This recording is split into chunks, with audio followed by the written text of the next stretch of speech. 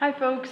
I did plan on being here today, but unfortunately something came up, so I can't, but luckily we still keep to get going on with our A4 optimization problems. Okay, so we're just gonna run through a little bit of stuff that we did yesterday, which is really today for me, but that you did yesterday.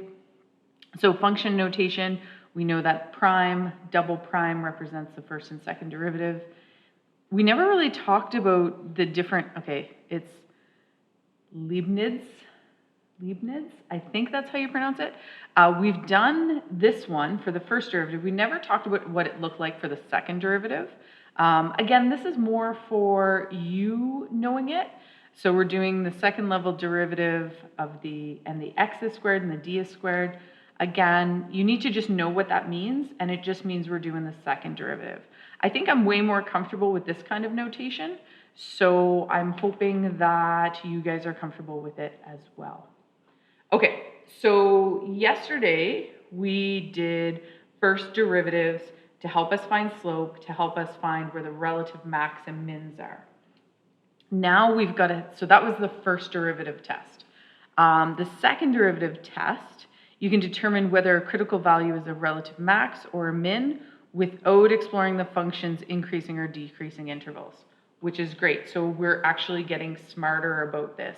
We don't have to do that sign analysis anymore. Okay, so if we were to go ahead and solve this, we need to first find our critical values. So we're going to find our derivative equation first. I feel like we did this one. Oh, we did this one yesterday, which is today.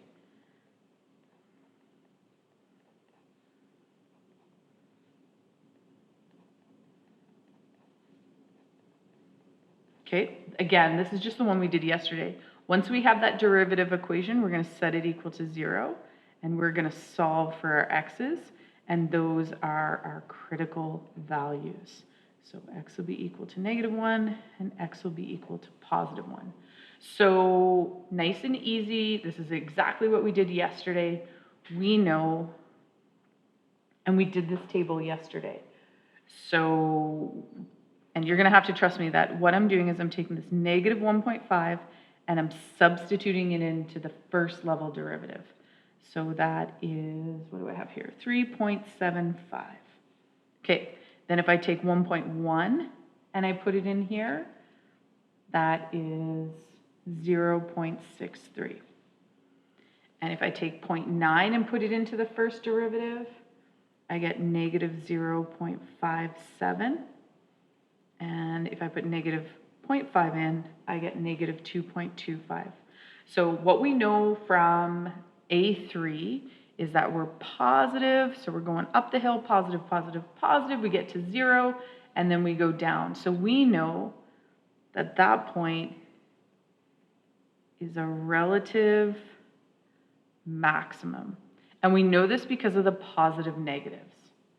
Now, if this is our first level derivative, if we solve for our second level derivative, sorry, I'm just kind of cramming this stuff in here, this is going to be 6x. That's where I got that from.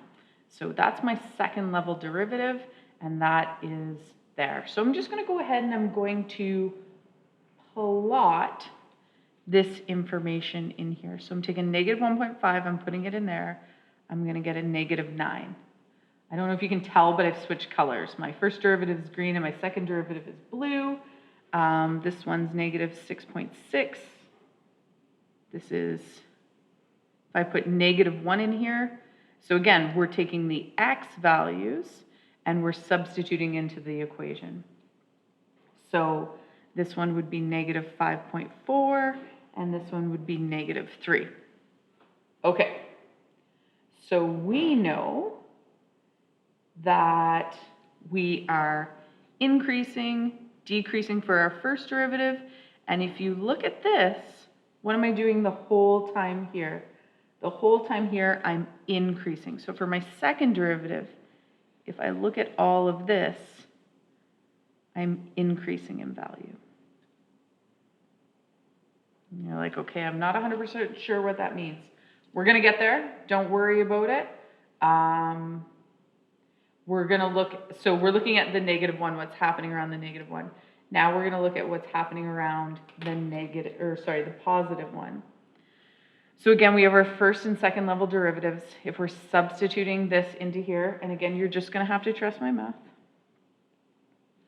And those look really familiar. That's kind of cool. But this is a negative 0.5. That's a positive 0.5. Negative 0.57. Oh, that's kind of cool again. I don't know. I'm just finding things. We know that that value is 0. 1.1 is 0.63. And this one is 3.75. Okay, so what do we know here? We're going down the valley, down the valley, down the valley. No, we're going increasing. We're going up.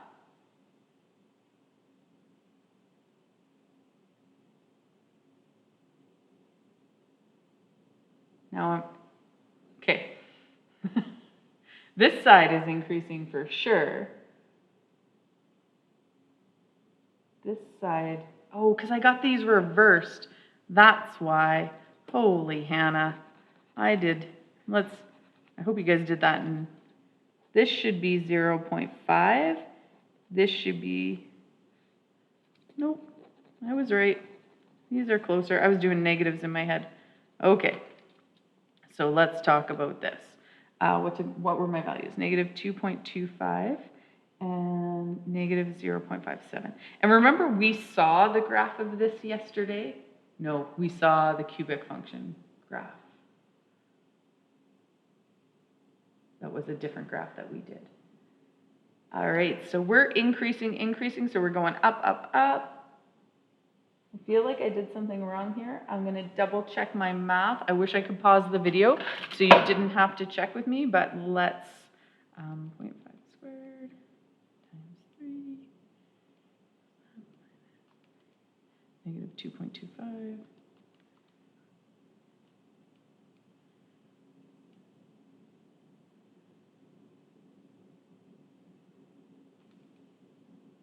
Oh, my math is right. Maybe let me check this side.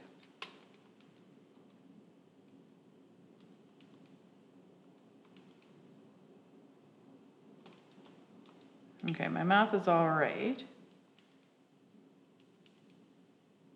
Okay, we'll just go with it. We'll see what's happening here. So I'm switching pen colors again. I'm going to substitute in here. This one's positive 3. This one's positive 5.45. This one's plus 6. And this one is 6.6. And this one is 9. All right, so again, we see our values increasing. Okay.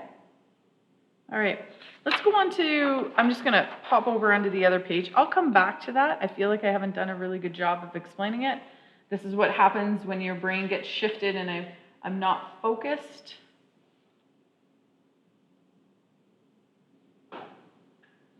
All right, so when we do the second derivative test, if we do the first derivative set equal to 0, and we're doing the second derivative is greater than 0, so this is a positive number. So if we solve this out and this is a positive number and the second derivative is greater than 0, it's a relative minimum. If this is set to 0 and it's less, so if it's a negative number, then it has a relative maximum. Okay, so let's try to work through this and maybe this will make a little bit more sense. Ooh, I made a mistake in this. This should be a positive 9 just before we get started. That should be a positive 9, just so we don't lose anything here. Okay, so first thing we're going to do, we're going to find the first derivative because that's the easy. 3x squared plus 12x plus 9. So I just made a mistake with that. That should be a positive 9. Okay, we're going to factor this because we're smart people. So what we have to do is we have to, you're like, but we're talking about second derivatives and we're almost there. Just trust me with this one, we have to solve this one out first. I think we did this one before. I feel like I could skip some steps here. You don't need to see all the factoring again. So now we're going to set this, because we got to find those critical values.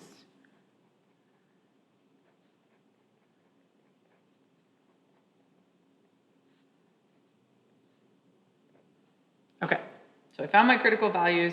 Those are the same ones from yesterday's lesson. Now here's the thing. So we would do sign analysis here, but what we can do is we can use the second level derivative. So if that's my first level derivative, the second level derivative is 6x, oops, just 6x. I said it right, I didn't write it right, plus 12. So that's my second level derivative. So what the second derivative test says is when I substitute this into my second level derivative, if it's positive, then it's a minimum. If it's negative, it's a maximum. So again, we can get away from sign analysis altogether. And the rules are quite simple. So if we're doing the second level derivative and we're substituting these values in,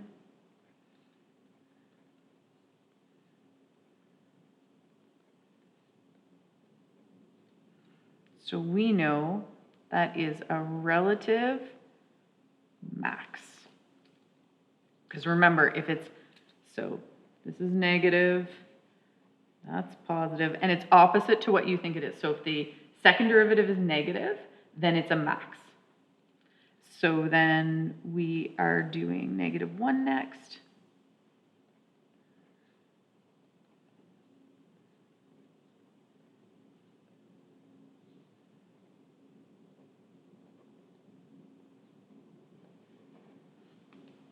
All right. Okay, so if it's a positive number, it's a relative minimum.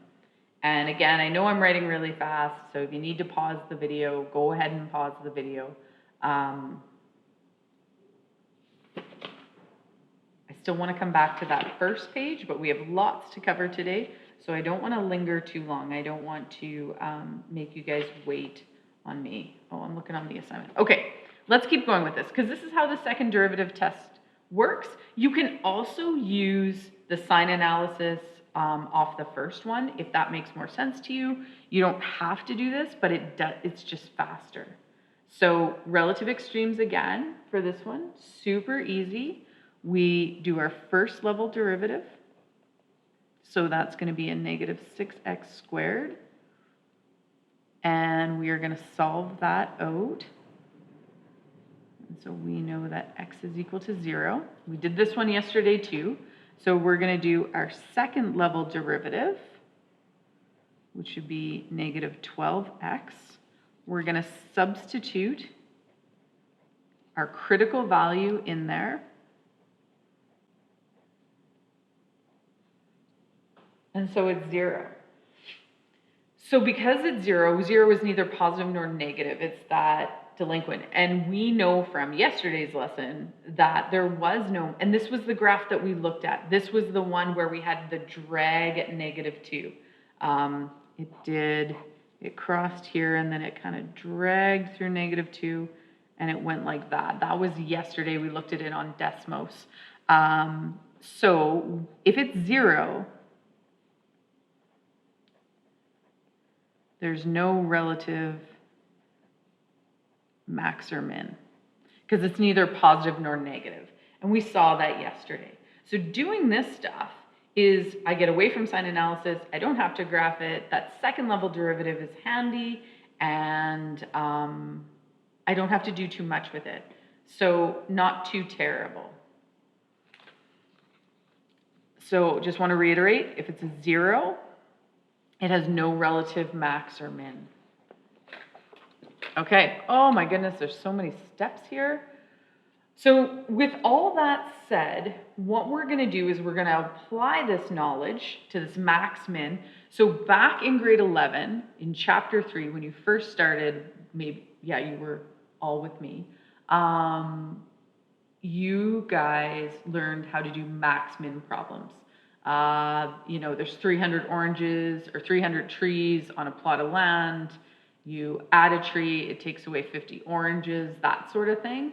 So we're going to do that, but we're going to do it based on a graph. No, we're not going to do it based on a graph. We did it based just on quadratic. So now we're going to look at some bigger problems, but we're going to use our first and second level derivatives to solve it. Okay.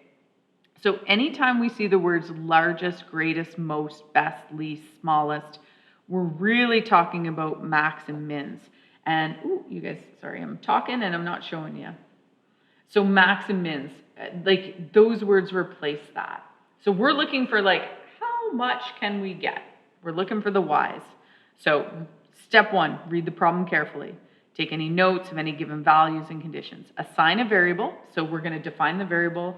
That's that let x equal statement. So let x equal the number of additional trees, right? So that's what we're going to do. We're looking for the quantity that needs to be optimized. So what I mean by optimize is I'm either maximizing it or minimizing it. And we're going to express the relationship between other variables. So we're creating that equation. If diagrams help or you find them helpful, definitely add one. I will do that with my area problems for sure. That helps my brain see it a little bit better. Not so much with trees on a plot of land, but I can definitely do it better with area. Number 4, if necessary, express all the relationships between the variables in one equation. I think number 2 and number 4, those are going to be your hard ones. Express the quantity to be optimized as a function of one variable. Determine the possible domain of that variable. We're just looking for restrictions here. Like, let's go back to my tree example. We definitely can't have negative trees. So we know that our values have to go from 0 to positive infinity. We also know that there's probably some top end restrictions, like you can't have infinite number of trees on a plot of land, but you know, you get the idea. We're talking about restrictions. Quantity to be optimized, apply the first or second derivative test to determine any maxima or minima. That's the plural of maximum or minimums, FYI. And finally, express your answer in clear, concise terms that like I can understand when you read it. That seems like a lot of gobbledygook, but it really is the steps of solving any word problem. Okay, so these are my favorite problems. Find two natural numbers whose sum is 8 and their product is a maximum. This is the exact same question you had in grade 11 pre-cal, chapter 3.3. Okay, so we're just going to do it with derivatives because we're cool like that. So I've got two numbers. So k plus s, because its sum is 8. So one number is the letter k, one number is the letter s. I'm going to rearrange this equation to a single variable.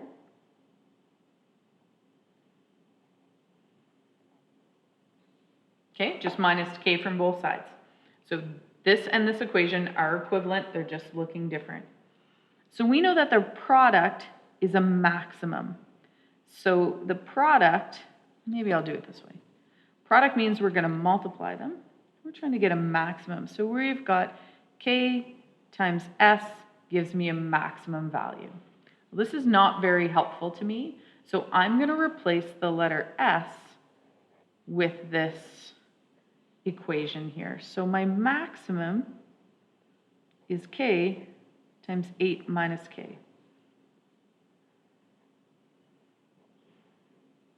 Now, if you guys remember grade 11 pre-cal, you had to complete the square on this, and you had to do other stuff. So I don't want to complete the square, although I'm really good at it. I don't want to do that. So I'm going to find my critical value. So the first thing I'm going to do, I'm going to find my max prime, so I'm going to find my first derivative. So x minus 2k, set that equal to 0.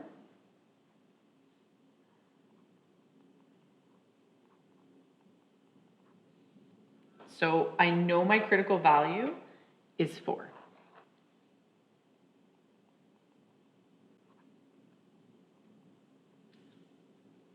So now I'm going to go to my second derivative.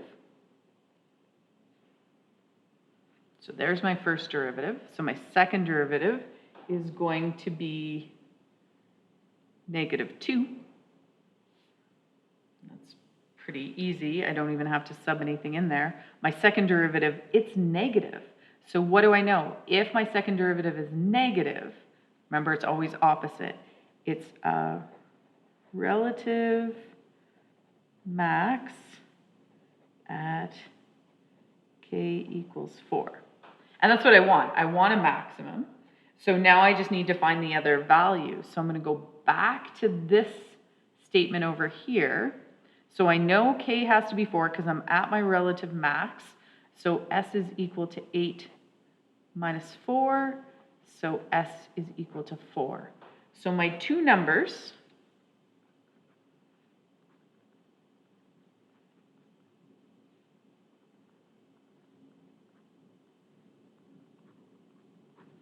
they're just 4 and 4. So I think that's way easier than completing the square. I think my grade 11s, I mean, if we showed them how to do the basic rules of derivatives, they'd probably think this was easier for sure. But we'll go from there. All right. Haha. I just did this question the other day with my grade 11s in chapter 4. So again, we're optimizing, not that big of a deal. So a rectangular metal box without a lid is made from a sheet 16 by 6. Each equal square corners are cut, so these are removed.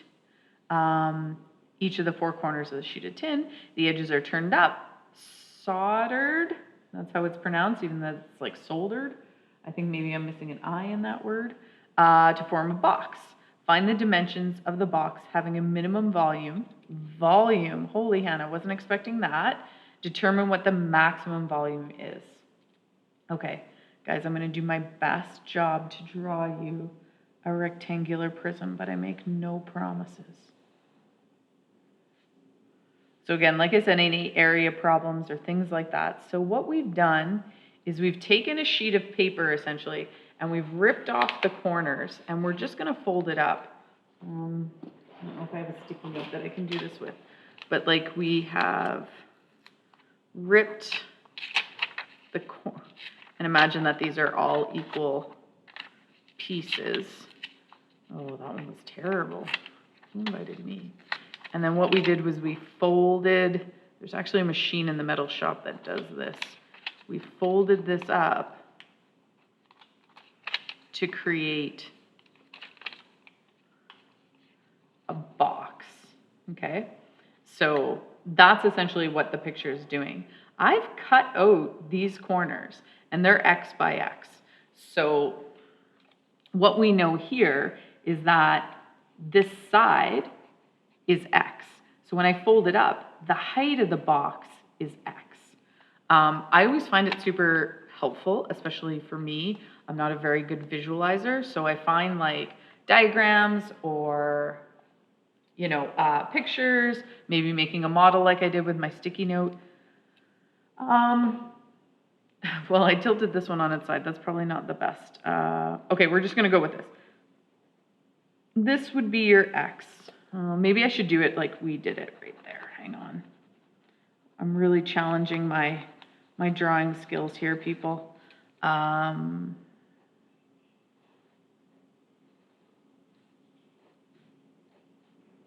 There we go. Well, it's kind of okay. Okay, that looks way better. I think because that matches my little shape I did. So we know the height is X because we filmed that up. The short side was 6, but you saw that I ripped off an X and an X here. So this side right here is going to be 6 minus 2X. The long side was 16, but again, I ripped off an X and I ripped off an X. So the long side is going to be 16 minus 2X. Holy Hannah, that took me way too long to make a picture. Okay, so we're talking volume. So to find the volume of a rectangular prism, we're going to take the height times the width times the length. So X times 16 minus 2X times 6 minus 2x. Like I said, I just did this the other day and my grade 9s did not enjoy it. Not grade 9s, grade 11s. They're the same person. All right, so I'm going to multiply these two things together first, and you're just going to have to trust my math.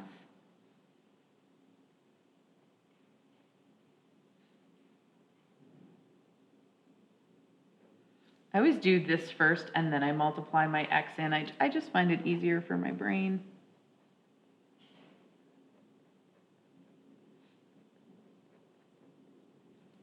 All right, so that's the expression for the volume of the box. And so now we're looking for relative max and mins. So I'm going to go ahead and do my first level derivative. So that's going to be 96 minus 88x plus 12x squared. Whew.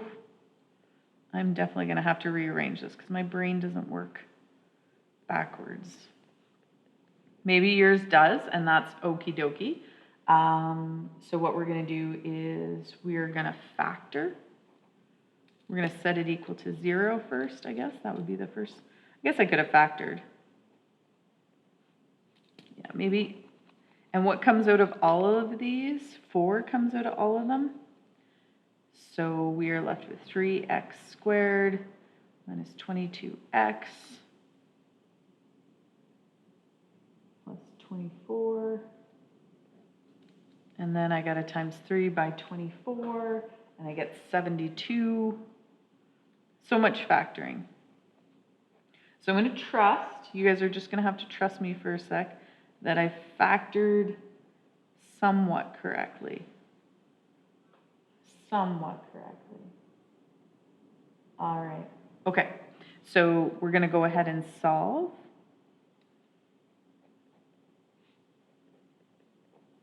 All right. So this is the point where you're like, okay, both answers are positive. Which one do I use? So my question is what did x, like if we go back to here, what would x have to be? What would x have to be? If I substituted 6 into this expression, into the width, so 6 minus 2 times 6, we'd have 6 minus 12. That would give me a negative 6. So although the answer of 6 is positive, it goes outside the domain. So it would give us wrong answers. So this we have to reject. We have to reject this because it won't work in the box. It won't work for the dimensions. Okay, so we've done that. Okay, so if we were to do the restrictions on all of them, I don't think I need, okay, so let's do this. Let's do the second level derivative. So we've got v prime prime. There's my first level derivative. And I'm going to do it off this one just because my brain works better.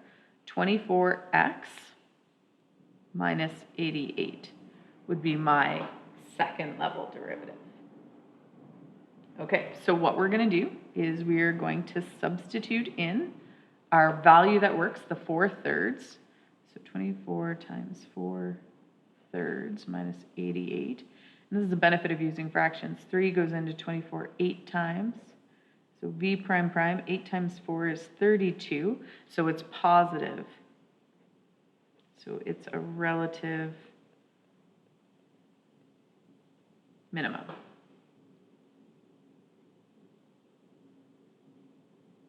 Oh, it's, I forgot the negative 88. I left that off. See, this is what happens when I'm not with you guys. It's like, because a minimum doesn't make sense. That's going to be negative 56. All right, that makes way more sense. We're looking at a relative max here. So we're looking at a relative max. So we know that when x is equal to 4/3, we get a relative max. And so what it asked me was, find the dimensions of the box having a maximum value. So now we have to find the dimensions. And this is where your units of measure are going to kick in. So we know that the height was x. We know the width was 6 minus 2x, and we know the length was 16 minus 2x. So all we're going to be doing is substituting in that 4/3. So the height is 4/3, and we were in centimeters. The width is 6 minus 2 times 4/3. And that one doesn't work out as nicely. But if we did the decimals, it would be 3.3 centimeters. And for the length, we have 16 minus 2 times 4/3. And the length would be 13.3 centimeters. So it asks for the dimensions. So height is this, width is this, length is that. I don't know why I'm not boxing them in lately. And it asks for one more thing in the question.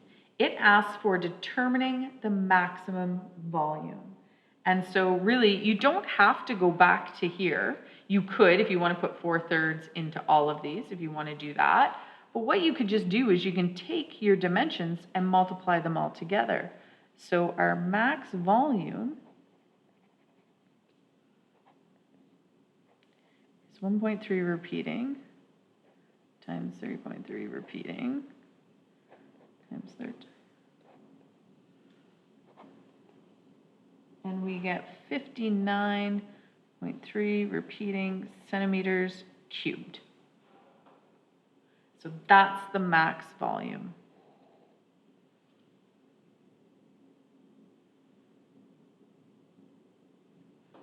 Okay. I think I love how I'm not prepared. I'm just going through. I think what I'm going to do is I'm going to do the next question because it's another area question. And then I think we'll stop the video here and we'll continue it on Tuesday because Monday you have your A1, A2, A3 quiz. So I'm going to do one more example and then you can have the rest of the period to work. You can start the assignment or you can work on A1, A2, A3 if you haven't finished that. Okay, you have 160 meters of fencing to construct a fence around a corral with a maximum area. One side of the corral borders a river. Find the largest rectangle that can be closed by the 160 meters of fencing if no fencing is needed along the river. Okay, so I don't know where my highlighters got to. Maximum area. So we know we're going to look for maximum area, but this here deals with perimeter. So if you've done your max-min problems well, or you are traumatized by them and you lose sleep at night. So what we know is we have 2 widths plus a single length, because we don't need fencing along the river, is going to equal the perimeter. And we know that 2W plus L equals the 160 meters of fencing that we have. So this is exactly like the last question that we did. No, this is exactly like the 2 numbers one. So we're going to rearrange this to a single variable. So L is equal to 160 minus 2W. And we have that. Now we're moving on to the area. We know that to find the area of a rectangle is just simply length times width. Not super helpful in this way, but if we take this and put it in for the L, all of a sudden it can become a quadratic.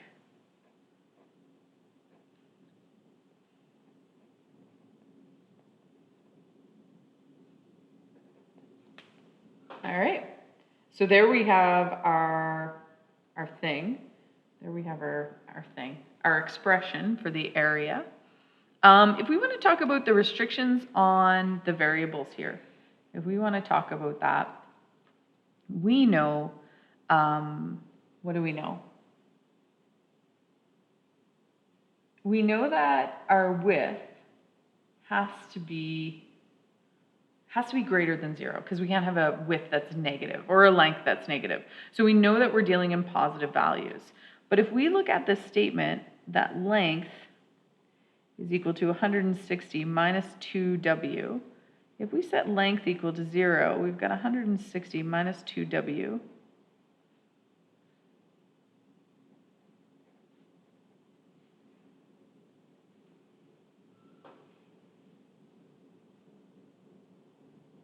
Oh, sorry, there's a 0 on there. You know what, maybe that's not the best way to say it.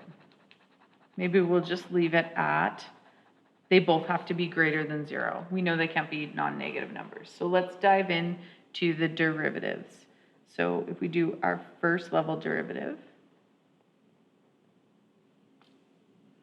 and if we set that equal to 0,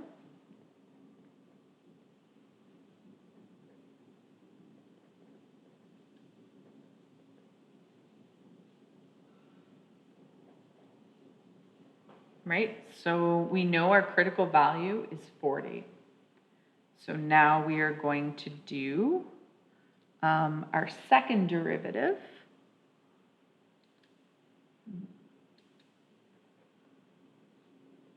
So again, there's my first level derivative. So that's going to be -4 again, which is great. So that's a relative max. So we know that's the case. So we know 40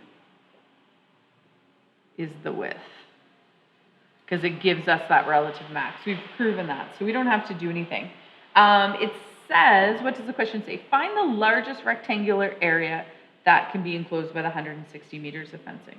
Perfect. So if we know that this is the width, the length is going to be 160 2w times 40.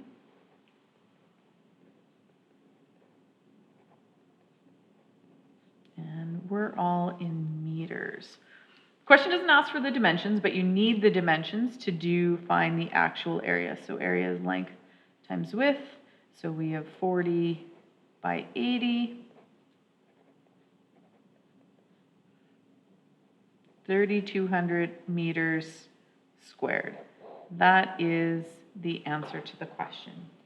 Okay, so we're going to stop there. Way easier than doing completing the square. And we'll pick this up on Tuesday, but remember you have a quiz on Monday. Okay, again, sorry I wasn't here, but I will see you guys on Monday.